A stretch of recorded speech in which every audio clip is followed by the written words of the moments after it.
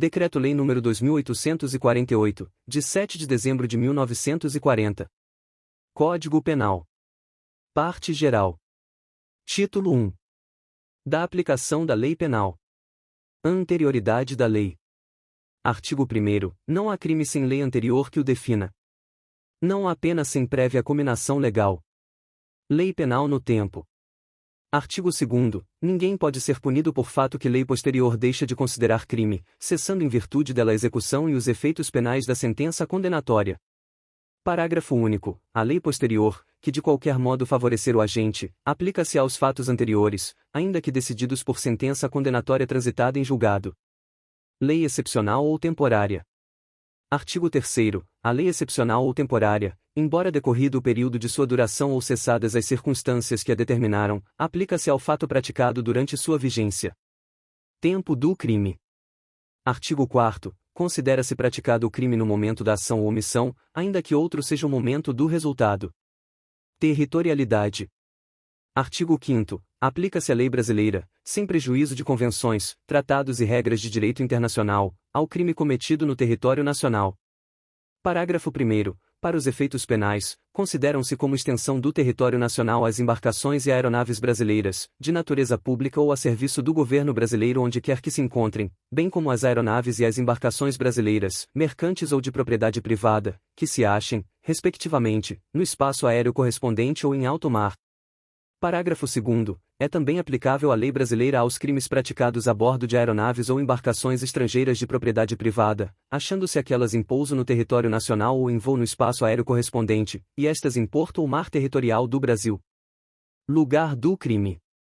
Artigo 6º. Considera-se praticado o crime no lugar em que ocorreu a ação ou omissão, no todo ou em parte, bem como onde se produziu ou deveria produzir-se o resultado. Extraterritorialidade. Artigo 7º. Ficam sujeitos à lei brasileira, embora cometidos no estrangeiro.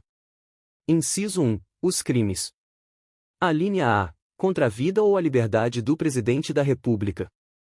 B. Contra o patrimônio ou a fé pública da União, do Distrito Federal, de Estado, de território, de município, de empresa pública, sociedade de economia mista, autarquia ou fundação instituída pelo poder público. C. Contra a administração pública, por quem está a seu serviço. D. De genocídio, quando o agente for brasileiro ou domiciliado no Brasil. Inciso 2. Os crimes. Alínea A. Que, por tratado ou convenção, o Brasil se obrigou a reprimir. B. Praticados por brasileiro. C. Praticados em aeronaves ou embarcações brasileiras, mercantes ou de propriedade privada, quando em território estrangeiro e aí não sejam julgados. Parágrafo 1º. Nos casos do inciso 1, o agente é punido segundo a lei brasileira, ainda que absolvido ou condenado no estrangeiro. Parágrafo 2º. Nos casos do inciso 2, a aplicação da lei brasileira depende do concurso das seguintes condições. Alínea A. Entrar o agente no território nacional. B. Ser o fato punível também no país em que foi praticado. C. Estar o crime incluído entre aqueles pelos quais a lei brasileira autoriza a extradição. D. Não ter sido agente absolvido no estrangeiro ou não ter aí cumprido a pena. E. Não ter sido agente perdoado no estrangeiro ou, por outro motivo, não estar extinta a punibilidade, segundo a lei mais favorável.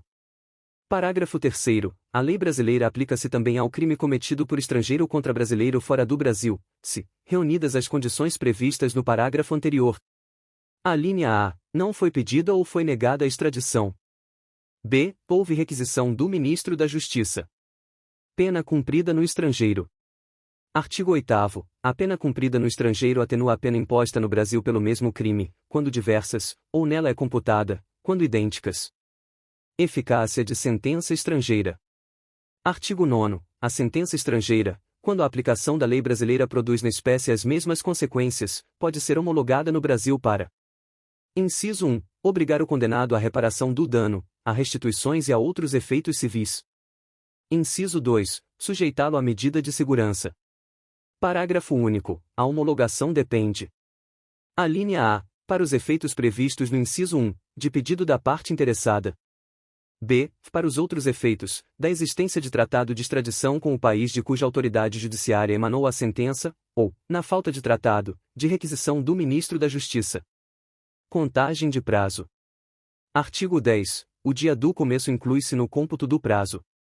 Contam-se os dias, os meses e os anos pelo calendário comum. Frações não computáveis da pena. Artigo 11. Desprezam-se, nas penas privativas de liberdade e nas restritivas de direitos, as frações de dia, e na pena de multa, as frações de cruzeiro. Legislação especial. Artigo 12. As regras gerais deste Código aplicam-se aos fatos incriminados por lei especial, se esta não dispuser de modo diverso. Título 2. Do crime. Relação de causalidade. Artigo 13. O resultado, de que depende a existência do crime, somente é imputável a quem lhe deu causa. Considera-se causa a ação ou omissão sem a qual o resultado não teria ocorrido. Superveniência de causa independente.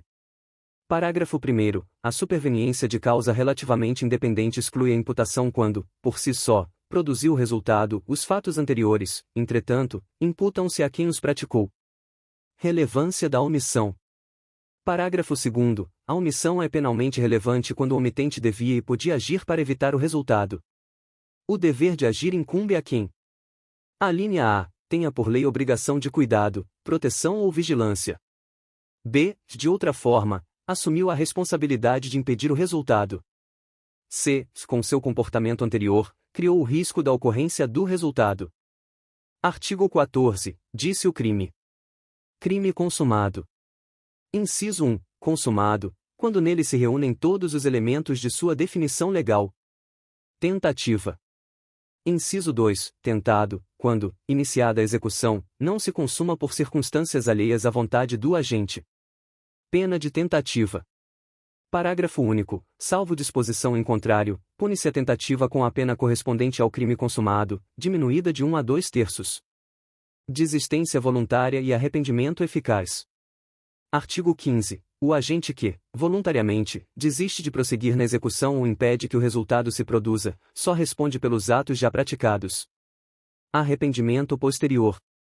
Artigo 16. Nos crimes cometidos sem violência ou grave ameaça à pessoa, reparado o dano ou restituída a coisa, até o recebimento da denúncia ou da queixa, por ato voluntário do agente, a pena será reduzida de 1 a 2/3.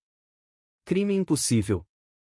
Artigo 17. Não se pune a tentativa quando, por ineficácia absoluta do meio ou por absoluta impropriedade do objeto, é impossível consumar-se o crime. Artigo 18. Disse o crime. Crime doloso. Inciso 1. Doloso, quando o agente quis o resultado ou assumiu o risco de produzi-lo. Crime culposo. Inciso 2. Culposo, quando o agente deu causa ao resultado por imprudência, negligência ou imperícia. Parágrafo único. Salvo os casos expressos em lei, ninguém pode ser punido por fato previsto como crime, senão quando o pratica dolosamente. Agravação pelo resultado. Artigo 19. Pelo resultado que agrava especialmente a pena, só responde o agente que o houver causado ao menos culposamente. Erro sobre elementos do tipo. Artigo 20. O erro sobre elemento constitutivo do tipo legal de crime exclui o dolo, mas permite a punição por crime culposo, se previsto em lei. Discriminantes putativas. Parágrafo 1º. É isento de pena quem, por erro plenamente justificado pelas circunstâncias, supõe situação de fato que, se existisse, tornaria a ação legítima. Não há isenção de pena quando o erro deriva de culpa e o fato é punível como crime culposo. Erro determinado por terceiro. Parágrafo 2º. Responde pelo crime o terceiro que determina o erro. Erro sobre a pessoa. Parágrafo 3º. O erro quanto à pessoa contra a qual o crime é praticado não isenta de pena. Não se consideram, neste caso, as condições ou qualidades da vítima, senão as da pessoa contra quem o agente queria praticar o crime. Erro sobre a ilicitude do fato. Artigo 21. O desconhecimento da lei é inexcusável. O erro sobre a ilicitude do fato, se inevitável, isenta de pena, se evitável, poderá diminuí-la de 1/6 a 1/3. Parágrafo único. Considera-se evitável o erro se o agente atua ou se omite sem a consciência da ilicitude do fato, quando lhe era possível, nas circunstâncias, ter ou atingir essa consciência. Coação irresistível e obediência hierárquica. Artigo 22. Se o fato é cometido sob coação irresistível ou em estrita obediência à ordem, não manifestamente legal, de superior hierárquico, só é punível o autor da coação ou da ordem. Exclusão de ilicitude.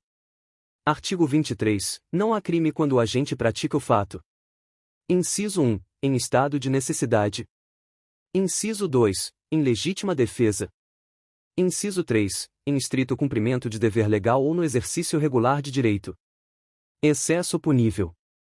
Parágrafo único. O agente, em qualquer das hipóteses deste artigo, responderá pelo excesso doloso ou culposo. Estado de necessidade. Artigo 24. Considera-se em estado de necessidade quem pratica o fato para salvar de perigo atual, que não provocou por sua vontade, nem podia de outro modo evitar, direito próprio ou alheio, cujo sacrifício, nas circunstâncias, não era razoável exigir-se. Parágrafo 1º. Não pode alegar estado de necessidade quem tinha o dever legal de enfrentar o perigo. Parágrafo 2º. Embora seja razoável exigir-se o sacrifício do direito ameaçado, a pena poderá ser reduzida de 1 a 2/3. Legítima defesa. Artigo 25. Entende-se em legítima defesa quem, usando moderadamente dos meios necessários, repele injusta agressão, atual ou iminente, a direito seu ou de outrem. Parágrafo único.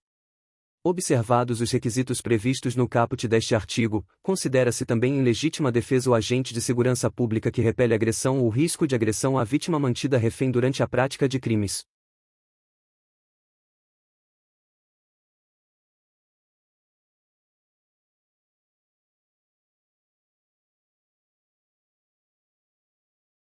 Bem-vinda e bem-vindo à Legislação e Áudio com IA, onde a tecnologia cria som e imagem para democratizar o conhecimento jurídico. Aqui nós e você aperfeiçoamos juntos a tecnologia para produzir conteúdos cada vez mais precisos e acessíveis. Seu papel é vital. Para garantir melhor experiência, contamos com 2 níveis de qualidade. No nível GPT, o conteúdo é refinado pelas tecnologias com a ajuda do GPT. Agora o seu like e críticas da pronúncia e do texto são essenciais. No nível comunidade, seu vídeo foi relançado incorporando o seu desejo e o da comunidade do canal. Agora o seu like e comentários positivos decidirão a prioridade do próximo vídeo desta norma. Estamos prontos para começar. Você mostrando as melhorias necessárias e nós criando novos vídeos. Sua participação é o nosso maior incentivo.